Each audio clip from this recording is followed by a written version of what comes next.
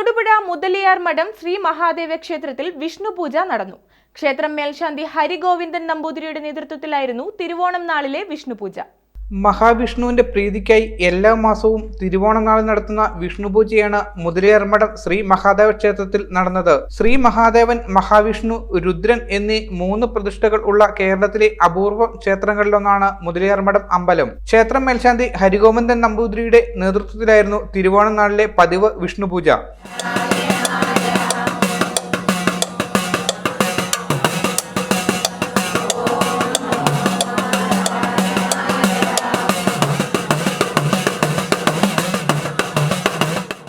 വിഷ്ണുപൂജയിൽ പങ്കെടുക്കുവാനും ഭഗവാന്റെ അനുഗ്രഹം നേടുവാനുമായി നിരവധി ഭക്തജനങ്ങളാണ് ക്ഷേത്രത്തിൽ എത്തിയത്.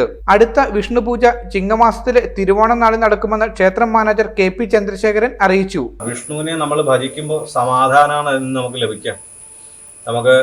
അതുപോലെ നമുക്ക് ധനം, വീട്, ഭൂമി ഇതൊക്കെ മഹാവിഷ്ണു തരും. അപ്പോൾ ആ മഹാവിഷ്ണുവിനെ പക്ഷെ നമ്മൾ മനസ്സൊരുക്കി ഭജിക്കണം.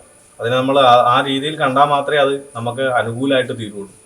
അപ്പം അതിന് തിരുവോണം നാൾ വളരെ വിശേഷമാണ്. News bureau, Thodupuzha.